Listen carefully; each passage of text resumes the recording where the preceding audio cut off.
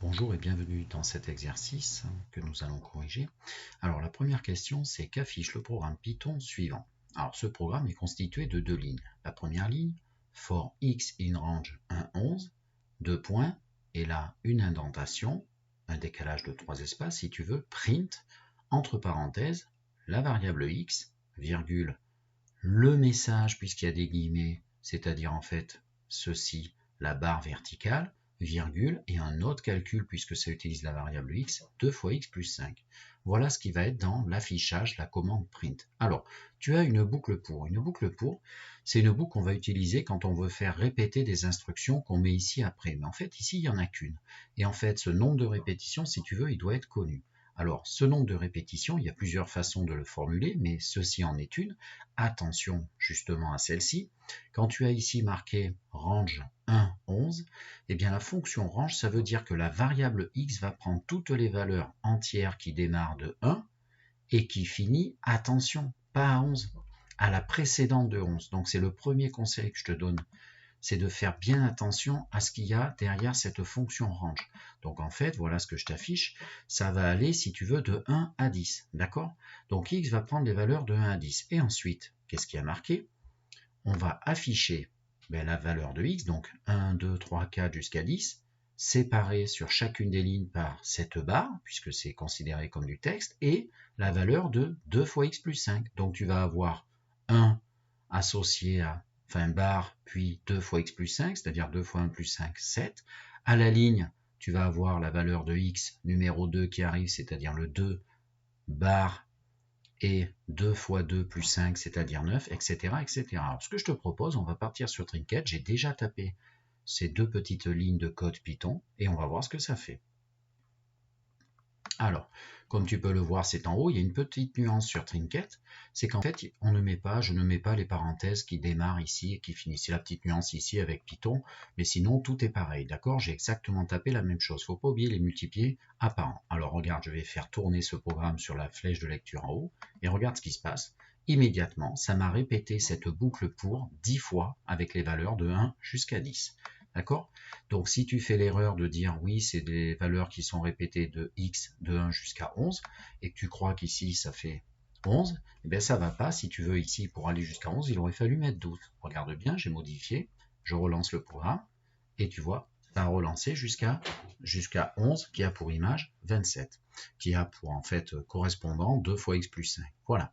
Alors on revient pour faire la suite du problème. Deuxième question, expliquez le lien justement avec la fonction qui à x donne pour image 2 fois x plus 5. Mais si tu regardes bien ici, à chaque fois qu'il y avait un affichage, on avait une valeur de x entière de 1 jusqu'à 10, et à côté a été affiché le calcul de 2 fois x plus 5, c'est-à-dire son image. Donc en fait, quel est le lien? Tout simplement, c'est ce que je t'écris, ça va afficher toutes les images de cette fonction, toutes les images des entiers de 1 à 10 par cette fonction. Voilà. Ensuite, on me dit, question 3, modifier le programme pour qu'il permette de tabuler, c'est-à-dire de donner un tableau de valeurs, de la fonction qui à x associe 2x au carré plus 3x plus 5 entre moins 1 et 8 avec un pas de 1. Donc ici, lorsque tu utilises la commande range, d'accord, alors ici, nous on a vu que ça, début et fin plus 1, si tu veux, on aurait pu mettre le pas. Mais en fait, ici, c'est un pas par défaut qui est de 1. Donc en fait, on a également ici un pas de 1. On va juste adapter, si tu veux, le programme précédent. Donc premièrement, on va le faire par écrit, et après on ira le faire sur Trinket. Alors déjà, je vais faire un copier-coller du programme numéro 1, et je vais juste faire les modifications. Alors la première des modifications, si tu regardes bien, c'est qu'en fait, il ne faut pas démarrer à 1 pour x, mais à moins 1. Donc du coup ici, il faut qu'on mette moins 1. Donc c'est la première chose à faire. Je barre le 1 et je mets plutôt un démarrage à moins 1. Voilà, ça c'est fait. Ensuite, deuxième chose, il faut qu'on termine à 8. Donc si tu tiens bien compte de ce que je t'ai dit tout à l'heure, il ne faut pas qu'on s'arrête à 8 ici. Il faut qu'on s'arrête à 9. Il faut qu'on termine à 9, l'entier suivant.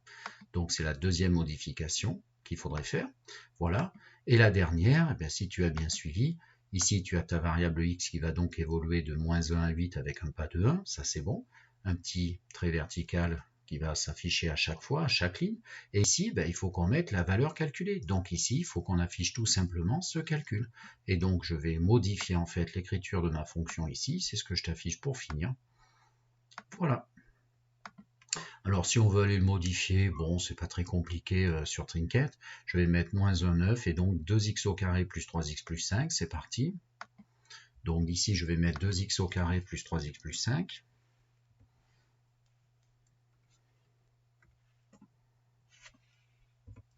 Plus 5, voilà. On voulait aller de -1 à 8. Donc là, je vais mettre de -1 à 9, hein, je te rappelle. Et on va faire lancer le programme. Je vais effacer à droite là. Et je lance le programme sur la flèche de lecture. Et comme tu peux le voir, tu as toutes les images de -1 à 8 par cette fonction. Voilà. Au revoir.